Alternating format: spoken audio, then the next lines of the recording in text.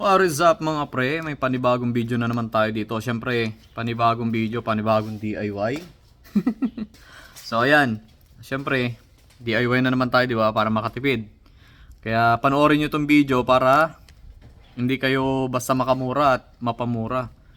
Legit talaga na tipid. O yan, so ito yung gagawin natin ngayon. Oil seal ng dito. Yan, kung may tagas yung inyong oil seal dito sa may pulley side. Yan. Magpapalit tayo niyan. So ito ang kailangan yung part number. Ayan. Tingnan nyo na lang dito. Yan. Or i-message nyo na lang ako para i-message ko sa inyo. I-copy paste nyo na lang sa Shopee nyo. Ayan yung oil seal. Force 1 tsaka S-Max. Siyempre. Yan. Mga ganyan. S-Max. Ay! Muntik na. Naglag. Wala na tayong video. O yan. Pagpapalit tayo niyan kasi dito natagas na. Yan, kanina dito meron na, basa na dito. Ito ni medyo nilinis ko lang siya. So ayan.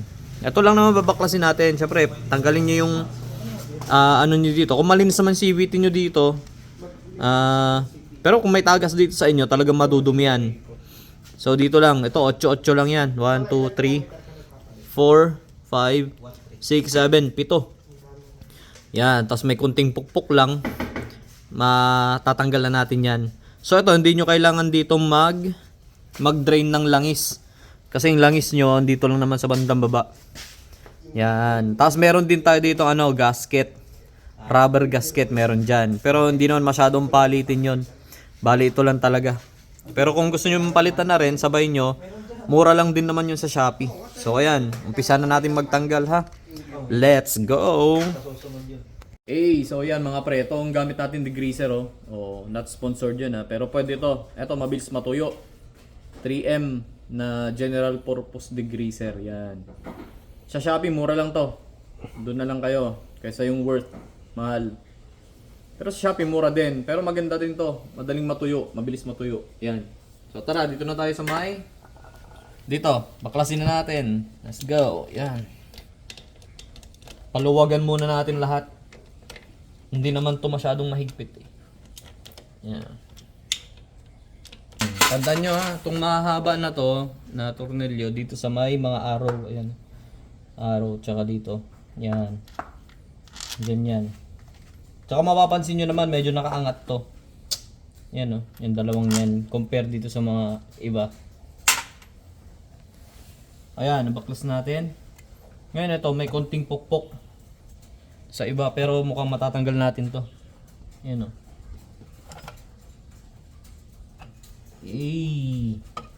Yan. So may konting punas lang. Kailangan natin punasan to. Yan. Oops. Yan. Ito dito mamaya natin punasan kasi may tumutulo pa rin Yan na. Paalala lang ito yung dowel. Huwag niyo iwawala. Yan. Yan. Doon sa may mahabang tornilyo. Yan. Diyan yan nakalagay. So itong oil seal natin, pwede natin tanggalin from outside. Ito inside to, di ba? Ayan, outside.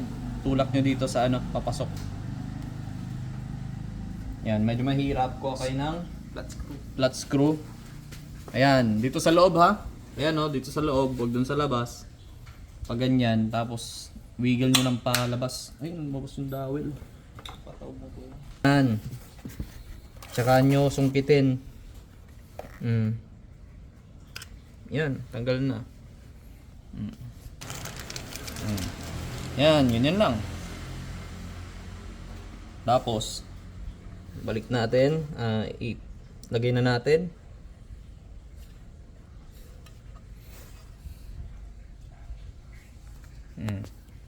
Yan, makita nyo na, yan. Ganyan na siya. Diba? Kung may makita kayo hindi pantay, tulak nyo lang doon sa bandang yon.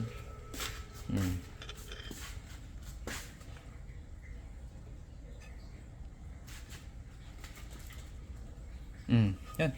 Goods na. Ting punas lang dito sa sa Gedli. Tapos balik natin yung dowel. Yan, huwag niyong kakalimutan Ito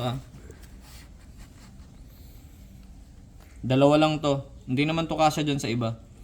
Kaya di kayo mawala. Yan lang. Yan. Tapos balik na natin.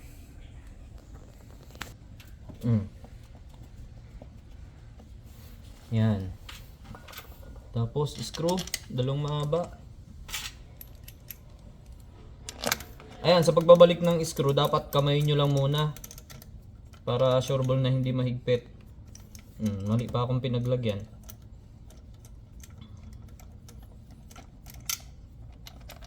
Ito yung mahaba dito sa may ano. Ayan, sa may arrow. Higpit pogi. Paano yung higpit pogi? Ganito lang higpit pogi, oh. Ganon. Yan, oh. Ito to, oh. Tignan nyo. 1, 2, 3. Ganon lang. Yan. So, ayan. Nakapagpalit na tayo. So ayun mga pre, ganun magpalit ng oil seal doon sa may pulley side. Ganun lang kadali actually. Yun lang, bili na lang kayo sa Shopee ng ano. Lalagay ko na lang sa comment section yung part number para pag bibili kayo sa Shopee ay swak to agad. Yan. So sana may natutunan kayo sa video na to, no. Sa pangungupal natin. So ayun lang. Maraming salamat sa inyong panonood. Sana may natutunan kayo sa video na to. Salamat. Ayun si Rap. And then si Sam. Shout out. So ayan. Bye bye. Thank you.